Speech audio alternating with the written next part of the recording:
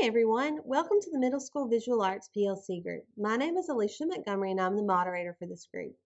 I'm so glad that you've joined us. This group was created with you in mind. Our goal is to collaborate and support each other as we go through the craziness of teaching middle school visual arts. Whether you're the only one in your system or one of many, we know that you're going to find things here that you're going to enjoy. In order to make this as beneficial as possible for everyone, be sure to set up your notifications and check back often to see posts, discussions, and support that will be showcased. Please engage in discussions and offer up any support or questions that you may have. Also, share this platform with your friends and colleagues. So in this series, I am introducing a Japanese tea bowl project. This is the second session in this series. The first one just kind of talked about how I prepare and set up for ceramics in my classroom. This session is going to get more into the actual project of making a Japanese tea bowl. So I'm going to kind of show you how I introduce this project and also the demonstration that I show to my students.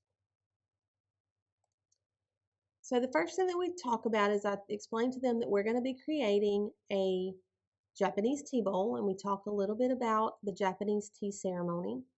I show them these examples of tea bowls. The first thing I do with all of my projects is we go over what elements and principles of art we'll be using for that project. Sometimes it's review, sometimes it's introducing a new element or principle of art. So for this project, we would talk about form, and they have the notes for these in their sketchbooks, and we go in and add in details or circle the ones that they should be responsible for if it's a new one. So we talk about form, that it's three-dimensional, it encloses volume. There's two types of forms. There are geometric forms and organic forms. We talk about what each of those are and where they would find them and give examples of those. The next element of art that we discuss with this project is texture. We talk about how texture is how things feel or how it looks like they feel. We talk about the two types of texture being actual texture and visual, also called implied texture. And so we talk about both of those things. We look at these two artworks and we talk about where they see examples of texture in those. I also like to give them another example of if I have a bunny rabbit in this classroom, how is the bunny rabbit going to feel? And they talk about how it would feel soft and fluffy or hairy. And then we talk about, well, if I had a picture of a bunny rabbit, is it still going to feel soft and fluffy and hairy? And they'll, of course, go, no, it looks like, it would feel like the paper or the gloss. And so we talk about how those are differences in actual and implied texture. The principle of design that we focus on with this project is emphasis. And we talk about how it's kind of like in language arts when you write an essay. Your main idea is called your topic. In art, we call that main idea your emphasis. It's what you're creating or sculpting. And we talk about the emphasis in this work by Edward Hopper. Right? And then we talk about what the emphasis would be in their Japanese tea bowl. Then I show them this video about Japanese tea history from YouTube, but I've run it through SafeShare to make sure that there's not any ads in it. SafeShare is a free software that you can use to do that. And I'll put this link in our platform as well, so you can go and check that out. And it just kind of goes through the history of the Japanese tea bowl or the Japanese tea ceremony, where it came from, how the Buddhists started it, where the tea comes from, what kind of tea they use, why they do this tea ceremony. It's just a real brief, short video. The next one that I show them is of an actual Japanese tea ceremony. And we talk about how all of the movements have a very specific way that they have to be done. And they spend a lot of time training to be masters of the tea ceremony. And so this is another video that shows that example. Again, it's from YouTube, but I've run it through SafeShare and kind of clipped out the parts that I needed. The next thing that we talk about is the type of clay that we use. We talk about it being a low fire clay. We talk about what firing means and that it fires at 1800 degrees. We also talk about how our kiln, the particular kiln that we have, will get up to about 2,700 degrees. The next thing that I talk about is just a couple of terms for clay that they need to know. One of those being slip. When we talk about slip, it's just like basically muddy water. It's liquid clay, and we use it as like glue for our clay. When we talk about the score and slip method, we kind of scratch up the clay, and then we have to put the slip, and then we have to put it together and smooth it out so that way it doesn't come apart when it dries. And for the Japanese tea bowl, we're using a pinch technique. So we talk about what that means. That means that you're just forming a pot by literally just pinching it with your first two fingers and your thumb. Thumb goes on the inside, and I talked to them about always starting from the bottom and working their way up. We also talk about some of the parts of your pot. We talk about the lip being the top part, the body being the center part, and the foot being at the bottom of their pots. And I try to help them remember that by like, hey, your lips are on the top of you, your feet are at the bottom of you, and so your tea bowl or any kind of vessel is the same. When we talk about when they make their clay, it takes between 3 and 5 days, depending on whether it rains or not, for their clay to dry. When it's about halfway dry, we call that leather hard because it kind of feels like leather. It's very cold and stiff. This is the first stage of drying, and we can't change the shape of it at this stage. We can't add anything to it. Sometimes you can carve in it depending on how far through this stage it is. Then once your clay is completely dry, it's called bone dry, and then it's also called greenware. And when it's in the greenware stage, it's ready to go into the kiln. Right, and the kiln is like a big oven that fires the clay. Ours looks similar to this one on the right, and this is what the inside of the kiln looks like. These are called stilts, and so I actually have another shelf that sits on top of these so that we can fit more clay pieces in there at one time.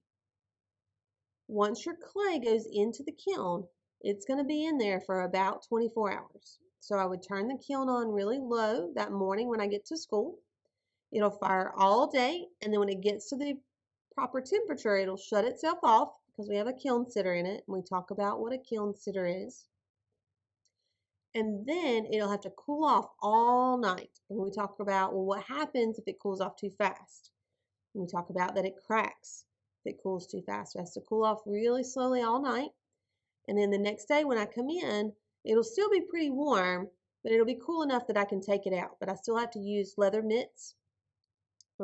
gloves or oven mitts to take those things out of the kiln and let them continue cooling to room temperature.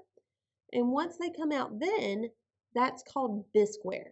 And bisqueware is just clay that has been fired, but it has not been glazed yet.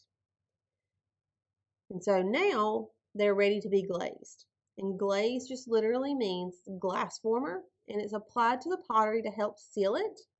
Once it's been glazed, it's called glazeware. And we'll talk a little bit more about how to glaze in the third session of this series. All right, today we're going to learn about how to create a Japanese tea bowl. So the first thing you're going to need to have is a workboard like this one. All right, you'll have a jar of slip that you'll share with one of your teammates. You'll have a fork, and this is used for scoring. The next two tools, if they're used inappropriately, are considered weapons at school. So make sure that you're only using them for the purposes they're intending. At the end of class, I have to count, make sure we have all these taken back up. So if they leave this classroom, it's treated just like you brought a weapon to school, and you'll be charged accordingly. All right, so this is our fettling knife. It's not sharp. It's not going to cut your hand. This is used for cutting your clay. Your next one is your pen tool, and this is what we're going to use to carve your name in the bottom when you finish. All right, and then you'll also have your clay. Okay, today I'm using terracotta clay, which is an earthenware clay, and we talked a little bit about that last time in class.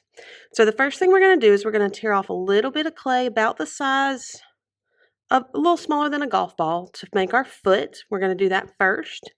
So that way we'll go ahead and have that extra clay out of the way. So we're going to roll this into a snake.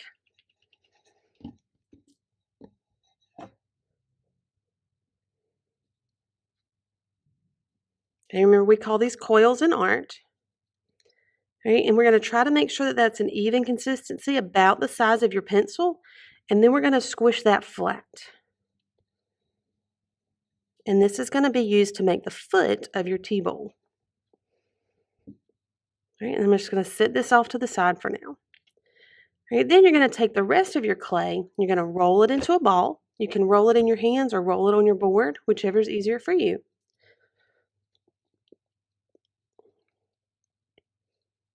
And then you're going to take your thumb and you're going to stick it in the middle. Hold your hand underneath, and that's going to help make sure that you don't go too far. When you can start to feel some pressure in your hand from your thumb, then you know you've gone about far enough. Then you're going to take your first 2 fingers and you're going to start at the bottom and you're going to pinch and turn, pinch and turn. And as you go, this opening at the top will start to open up and you can put both hands in. And you can pinch and turn, starting at the bottom. Right? And then I'm going to pinch and turn at the top. Remember, it needs to be about the thickness of your pencil all the way through. Right? And then as I keep going, I'm going to pinch and turn at the very top.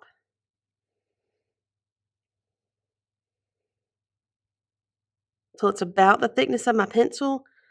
Now, if yours is wobbly like mine is right now, it's because it's a little pointy on the bottom. So we're just going to take and we're just going to push down a little bit.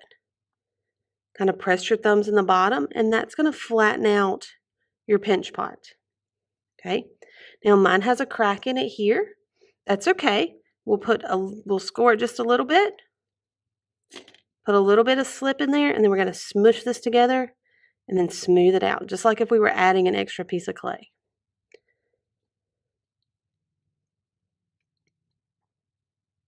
Right, then if you have some little crackly areas, like you'll see I've got some little cracks here and some little areas here. I'm going to take a little bit of slip on my fingers and I'm just going to smooth that out.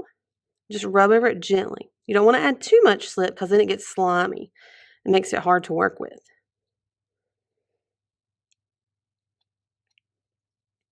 And you want to make sure that you smooth it well because anything that's rough now will be even rougher when it dries.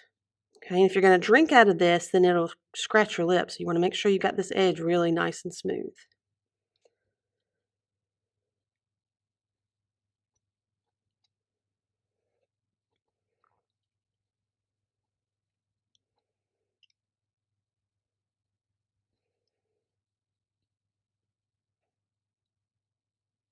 And then once you've got that all smoothed out, you smooth anything that you have on the outside that you want to smooth.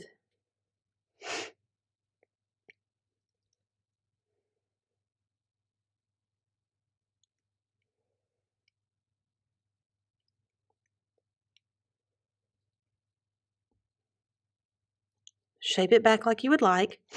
Then you're going to flip it over. Make sure it's nice and even. And then you're going to take your foot and figure out how big that needs to be for you. So I'm going to make mine about that size. Okay, I'm going to trim the tail so I can make sure I have it the right size. Right, then I'm going to go ahead and score the ends of my foot on both sides.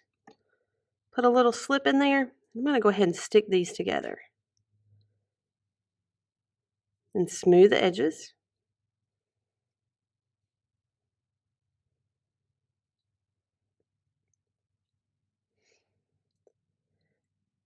All right, then, remember I can't just stick it on there because when it dries, it'll fall off. So I have to do our method for joining 2 pieces of clay together. So it's score, slip, and smooth. So I'm going to take my fork and I'm going to make some little lines that go this way. And make some lines that go this way. This works best if your tines are pointed down. So I've got these curving down towards my pot. Right, and then I'm also going to score where it's going to go on my pot. And this helps join it together. I'm going to take a little bit of slip. Remember, that's like our glue for our clay. I'm going to put it around the edge. And then I'm going to press this down gently.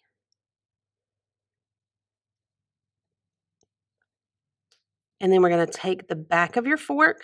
We're going to pull just a little bit of the clay from your foot onto your bowl. All the way around. So that's going to give us a nice seam.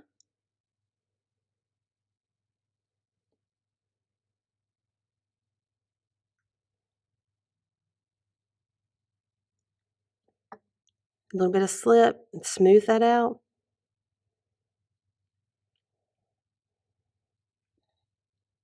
If you want to smooth the inside as well, you may.